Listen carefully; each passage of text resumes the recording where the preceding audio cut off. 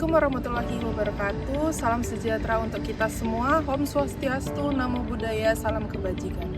Bapak dan Ibu asesor yang saya hormati, perkenalkan saya Nana Putrianto, dosen program studi pariwisata Institut Teknologi Sumatera ITERA. Video ini merupakan bagian dari pernyataan diri dosen dalam unjuk kerja Tridharma Perguruan Tinggi PDD UKT-PT untuk sertifikasi dosen tahun 2006, khususnya pada bidang pengajaran. Pada kesempatan ini, saya akan memaparkan pelaksanaan pembelajaran pada mata kuliah Manajemen Risiko Mitigasi Bencana Pariwisata dengan kode Part 2532050. Mata kuliah ini memiliki bobot 2 SKS yang diberikan kepada mahasiswa semester 6. Perkuliahan dilaksanakan selama 16 kali pertemuan yang terdiri atas 14 kali pertemuan materi, 1 kali ujian tengah semester atau UTS, dan 1 kali ujian akhir semester atau UAS. Mata kuliah ini membahas konsep manajemen risiko dalam sektor pariwisata, di mana mahasiswa diharapkan mampu memahami prinsip-prinsip manajemen risiko yang diperlukan dalam perencanaan, perancangan, dan pengelolaan destinasi pariwisata yang berkelanjutan. Selain itu, mahasiswa juga mempelajari dampak bencana serta strategi mitigasi bencana, khususnya yang diterapkan pada destinasi dan industri pariwisata. Mata kuliah ini mendukung capaian pembelajaran lulusan CPL 9, yaitu mampu mengintegrasikan analisis dan prinsip ekowisata dalam merancang serta mengevaluasi alternatif strategi pembangunan kepariwisataan yang berkelanjutan. CPL tersebut diturunkan ke dalam 2 capaian pembelajaran mata kuliah atau CPMK, yakni CPMK 9.1, mahasiswa mampu mengevaluasi kondisi lingkungan destinasi melalui pendekatan spasial berdasarkan prinsip pembangunan berkelanjutan. Yang kedua, CPMK 9.2, mahasiswa mampu mengevaluasi risiko serta merancang strategi mitigasi bencana dalam pembangunan kepariwisataan berbasis masyarakat dengan mempertimbangkan aspek keberlanjutan lingkungan. Pada cuplikan pembelajaran yang akan ditampilkan, materi yang dibahas adalah manajemen risiko industri pariwisata, khususnya tempat penginapan. Materi ini mencangkup permasalahan umum yang terjadi pada tempat penginapan, berbagai jenis atau varian tempat penginapan, serta contoh penerapan manajemen risiko dalam pengelolaan usaha akomodasi. Proses pembelajaran dilaksanakan dengan pendekatan Outcome Based Education atau OBE yang berorientasi pada pencapaian hasil belajar mahasiswa. Metode pembelajaran yang digunakan mengedepankan komunikasi 2 arah melalui diskusi kelas, tanya jawab, recall knowledge, studi kasus, dan kegiatan pembelajaran aktif lainnya, sehingga mahasiswa dapat berpartisipasi secara aktif selama proses perkuliahan. Referensi utama yang digunakan pada mata kuliah ini adalah buku Bong Suseno tahun 2019 dengan judul Manajemen Risiko, Krisis, dan Bencana untuk Industri Pariwisata yang Berkelanjutan, dan didukung oleh berbagai buku referensi, peraturan, serta artikel ilmiah yang relevan dengan perkembangan keilmuan. Penilaian pembelajaran dilakukan secara berkelanjutan melalui berbagai bentuk assessment, meliputi tugas individu maupun kelompok, kuis, ujian tengah semester atau UTS, dan ujian akhir semester atau UAS. Seluruh bentuk asesmen dirancang untuk mengukur ketercapaian CPMK sesuai dengan prinsip Outcome Based Education. Selanjutnya, Bapak dan Ibu asesor akan menyaksikan cuplikan proses pembelajaran tatap muka pada pertemuan kelima mata kuliah Manajemen Risiko Mitigasi Bencana Pariwisata dengan topik Manajemen Risiko Tempat Penginapan yang dilaksanakan bersama mahasiswa Program Studi Pariwisata Institut Teknologi Sumatera.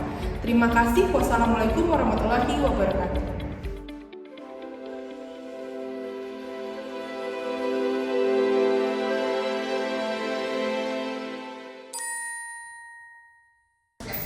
Assalamualaikum warahmatullahi wabarakatuh. Nah, perkenalkan saya Nana Putrianto, dosen kalian selama mengajar manajemen risiko dan mitigasi bencana pariwisata. Nah, ini pertemuan ke-5 ya. Jadi di pertemuan ke-5 nanti kita akan membahas tentang manajemen risiko tempat penginapan ya, tempat penginapan. Nah, capaian pembelajaran pada manajemen risiko ini adalah 1. Mahasiswa mampu memulaikan contoh dan manajemen risiko dalam pariwisata. Nah, bahan kajiannya penjelasan terkait permasalahan umum di tempat penginapan, varian tempat penginapan, contoh permasalahan, dan lain sebagainya. Ya. Nah, ini adalah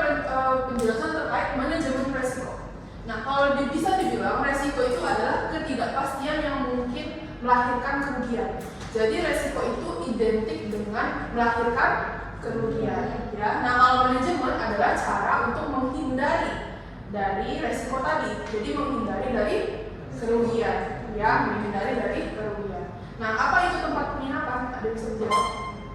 Tempat penginapan. Tempat istirahat. Tempat istirahat. Oke, ada yang lain? Tempat istirahat untuk sementara. Untuk sementara. Nah, poinnya di tempat penginapan adalah fasilitas untuk menginap dalam periode tertentu. Nah, kalau misalnya kita bilang tempat penginapan adalah tempat istirahat, apa bedanya sama rumah? Ya kan? Nah, jadi tempat penginapan adalah fasilitas atau lokasi yang digunakan oleh seseorang atau kelompok orang untuk menginap atau menghabiskan waktu dalam periode tertentu. Jadi penekanannya adalah fasilitas menginap dalam periode tertentu. Oke, ini adalah contoh-contoh dari tempat penginapan. Apakah tempat penginapan ini sama? Beda. Bedanya apa? Fasilitasnya. Bedanya apa lagi antara 1, 2, dan 3? Harganya. Jadi dalam tempat penginapan itu ada beberapa kelas. Kalau kita bilang itu kelas ya.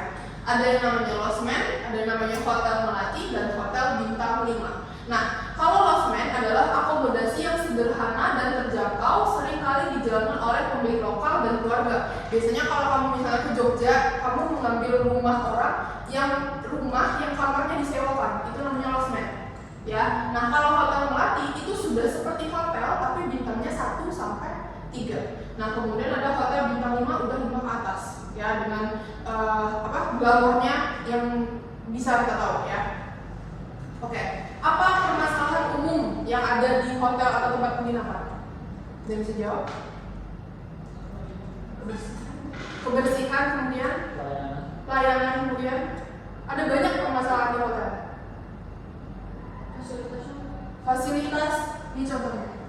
Ada yang bilang kebersihan, kualitas pelayanan, fasilitas kamar yang rusak, keterlambatan check-in check-out termasuk ke dalam permasalahan, keamanan tamu, kebisingan suara, koneksi internet, kejelasan aturan, dan harga yang tidak sesuai dengan kualitas. Itu sering kita lihat.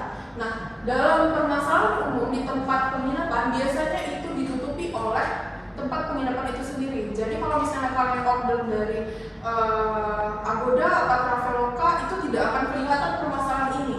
Cuma nanti di kenyataannya akan ada, ya, akan ada. Dan biasanya permasalahan umum di tempat penginapan dapat dilihat dari Google Review. Karena menurut saya Google Review adalah review yang paling jujur, ya. Nah, kemudian apa kaitannya permasalahan tadi dengan keinginan dan pengalaman pengunjung? Jadi kalau misalnya saya ada permasalahan tadi di hotel itu, apa kaitannya dengan keinginan pengunjung? Tidak akan balik lagi. Jadi permasalahan itu akan berdampak pada ketidakbakalan mereka balik lagi. Jadi malas untuk balik ke hotel tersebut, ya. Permasalahannya sederhana, ya. Nah, kemudian ada variasi dalam tempat penginapan. Berdasarkan mata kuliah ini, kan kita tahu ya ada hotel, ada losmen, ada apa tadi ya, bukan? Tapi di mata kuliah ini variasi dalam tempat penginapan itu ada 5. Jadi ini variasi. Yang pertama ada perkemahan. Perkemahan itu tenda dan perlengkapan sanitasi dijaga oleh petugas polisi. Perkemahan itu apa sih? Biasanya adanya di mana? Di gunung, di alam. Berarti perkemahan identik dengan penginapan yang ada di alam. Nah, kalau B&B kepanjangannya apa? Bed and breakfast. Bed and breakfast. Jadi rumah pribadi yang kamarnya diubah menjadi penginapan. Karena dia cuma memberi bed, kasurnya, dan breakfast, makannya, ya, itu B&B. Nah, homestay adalah rumah pribadi yang diubah menjadi penginapan. Jadi kalau B&B dia menyediakan 1 kamar, kalau homestay dia menyediakan 1 rumah, ya, itu yang perlu diingat. Nah, kemudian ada hotel bintang 1 sampai 3, kemudian ada hotel konveksi bintang 4 dan 5 yang sudah ada fasilitas dan pertemuan yang besar lengkap, ya.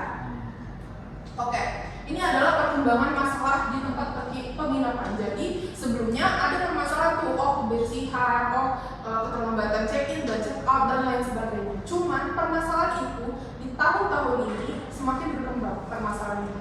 Nah, permasalahan itu apa aja? Ini ada perdagangan anak, ada pembunuhan, kematian, penculikan, dan lain sebagainya. Itu sudah ada di hotel-hotel. Jadi hotel itu yang kita tuntut apa sih? Kalau misalnya saya atau kalian mau jalan-jalan ke Jogja, apa yang kalian tuntut di hotel itu? Keamanan. Yang dituntut adalah keamanan. Nah, berarti manajemen resiko kita berkaitan dengan keamanan dari hotel tadi, ya. Nah, di manajemen resiko tadi. Nah, siapa yang harus dilindungi? Nah, yang dilindungi bukan hanya tamu, saya tamunya bukan, tapi juga staf-stafnya, ya. Itu penekanannya. Nah, siapa pihak yang menjadi manajer resiko? Siapa pihaknya? Kalau tadi saya menuntut hotel itu aman, berarti siapa yang menjaga keamanan di hotel? Pihak keamanan hotel, berarti security, ya kan?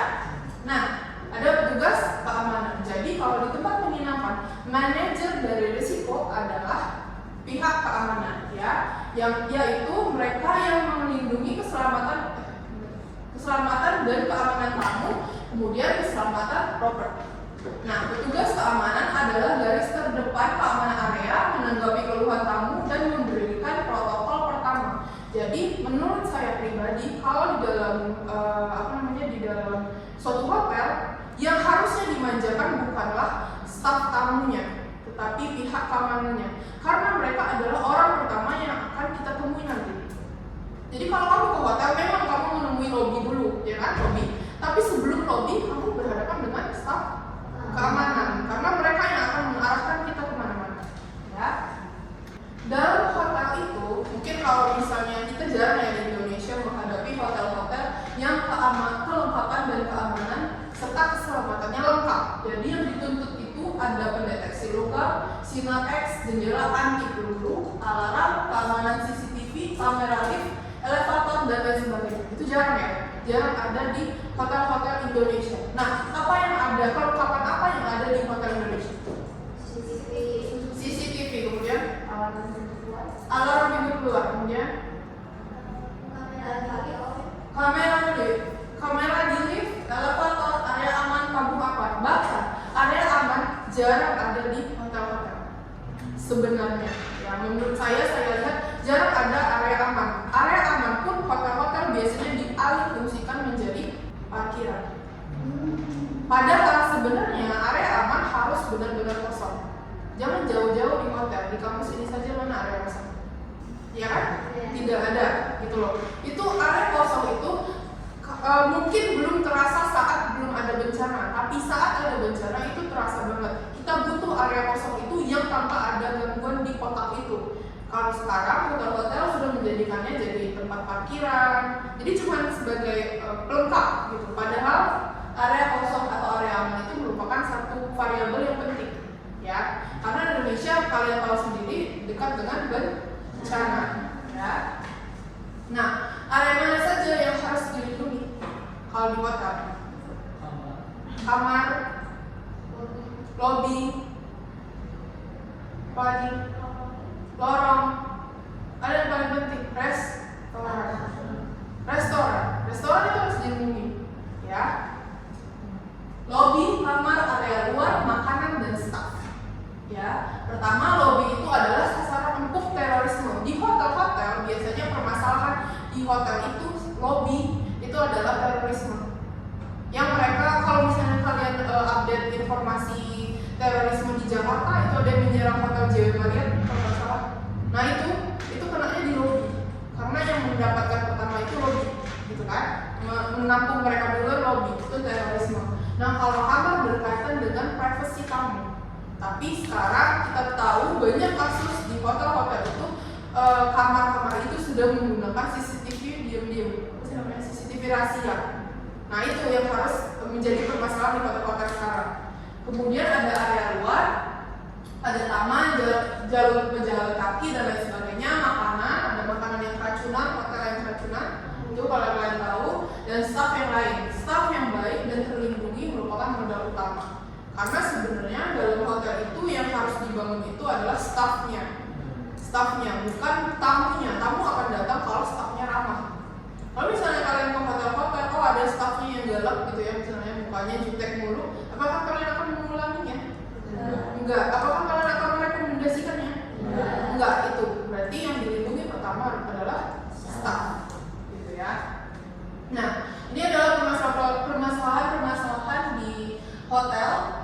Yang pertama, 3 hari penuh teror 13 tahun yang lalu di Mumbai. Ya, terorisme kalau ini.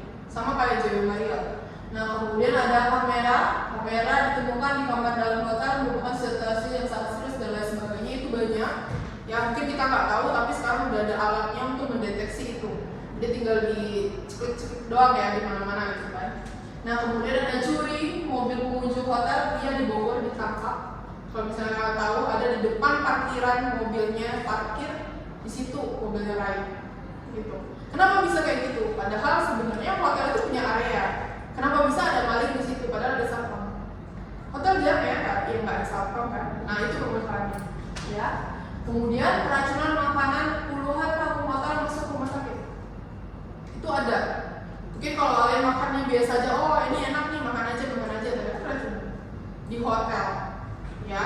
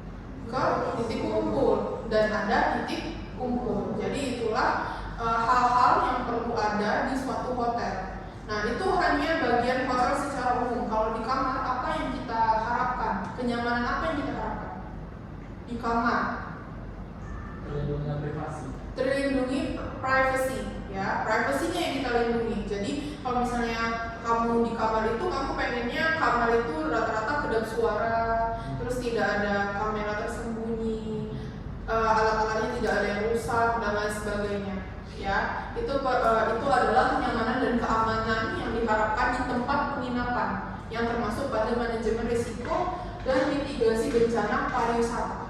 Ya, ada pertanyaan? Suaranya? Kan tadi dibilang kalau ada banyak kasus tentang praktik perhotelan. Contohnya itu kayak perdagangan anak. Itu kenapa bisa terjadi? Nah, perdagangan anak itu tidak tidak seperti kalimatnya ya, anak yang didagangkan, no.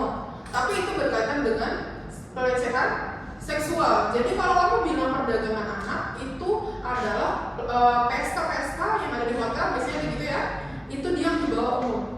Makanya ngomongnya perdagangan anak. Jadi mereka itu menjajakan tubuh mereka, diri mereka di hotel, dan mereka di bawah umur. Ya, biasanya itu banyak di hotel-hotel, dan itu rata-rata di hotel bintang 4 dan 5 pun ada. Gitu. Itu bukan itu adalah permasalahan yang sebenarnya sulit untuk kita tanggulangi ya. Kita mau apa? Kita nggak tahu ya. Kita bisa apa? Kita bisa membantu apa? Padahal itu sebenarnya tidak baik ya kan? Tidak baik gitu loh. Menurut saya seperti itu. Nah, kalau perdagangan anak berkaitan dengan tadi PSK di bawah umur. Perdagangan anak. Itu permasalahan di tempat penginapan, bukan hanya hal kayak gini. Kalau hal kayak gini, ini berkaitan dengan yang harus kita kelola itu stafnya. Oh, ini kita harus berbaiki staf OB-nya terkait kebersihan. Oh, kualitas pelayanan berarti staf-stafnya harus dilatih lagi biar pelayanannya bagus. Tapi kalau misalnya permasalahannya seperti ini udah berkaitan dengan X orang lain atau tamunya sendiri. Perdagangan anak atau PSK tadi sebenarnya adalah tamunya. Berarti yang bermasalah siapa? Tamunya. Itu yang susah kan sebenarnya. Nah, inilah pesta yang berisik, perusahaan kamar, keracunan makanan, pertemuan ilegal dan lain sebagainya. Pertemuan ilegal pun biasanya berkaitan dengan pesta-pesta tadi. Biasanya ilegal di sini maksudnya adalah yang sesama jenis. Banyak ya. Itu ilegal. Mereka bikin pesta di hotel atau di villa. Kalau di Bogor tuh ada di villa, di hotel di Bogor, villa-villa itu mereka menyewa satu rumah untuk mereka saja. Dan ujungnya digerebek, ya kan? Karena ya itu merusak kaidah kita ya. Kan kemarin ada edaran juga ya, nggak boleh kan? Nah itu permasalahannya. Nah, permasalahan ini biasanya itu udah faktor X atau tamunya atau sayanya yang bermasalah, bukan yang di staffnya. Kayak penculikan, perdagangan, pembunuhan dan lain sebagainya, gitu ya. Tapi kalaupun kamu misalnya ngomong tempat penginapan, bu, pembunuhan apa bisa. Ya, bahkan dulu di kampus saya aja itu di depan kampus saya geografi ya, depannya FMIPA itu ada pembunuhan oleh OB. OB ngebunuh mahasiswa, adik tingkat saya. Kayak gitu di kampus, di area kampus dia datang terlalu cepat, dia bawa barang-barang, dia ngelihat, OB-nya ngelihat, oh ada tablet, ada laptop, ada handphone, diambil, dibunuh di dalam WC kampus, dikunciin. Itu di kampus, di area kampus. Gimana kalau hotel itu lebih banyak lagi yang bawa tiba-tiba bawa kopernya di dalamnya manusia, terus ini itu banyak gitu. Nah, itulah manajemen risiko yang harus dikendalikan, dan yang bisa mengendalikan itu yaitu petugas keamanan tadi, security tadi, hanya mereka gitu ya. Oke, ada pertanyaan? Nggak ada? Ada kesimpulan dari bisa menyimpulkan apa mata kuliah saya hari ini? Oke. Jadi intinya itu kan tadi membahas tentang penginapan. Penginapan itu dibagi menjadi 3. Yang pertama ada losmen, yang kedua itu ada hotel melati, yang ketiga ada hotel bintang 5. Yang dimana di setiap penginapan itu harus punya fasilitas yang mumpuni seperti keamanan, kenyamanan, dan juga stafnya. Oke, ada tambahan? Oke, benar yang dibilang sama mbaknya itu, tapi bukan kenyamanan dan keamanan yang harus dikendalikan oleh petugas keamanan. Jadi inti dari kelas kita ini adalah permasalahan di tempat penginapan dengan manajer utama dari manajemen risiko hotel itu adalah petugas keamanan dan tugas-tugasnya. Nanti di pertemuan selanjutnya akan dijelaskan terkait permasalahan di tempat-tempat lainnya seperti destinasi wisata yang alam dan acara dalam dan luar area gitu ya. Nanti akan dijelaskan di pertemuan selanjutnya. Ada pertanyaan lain? Atau sudah cukup? Oke, mungkin kalau sudah sekian saya cukupkan. Wassalamualaikum warahmatullahi wabarakatuh.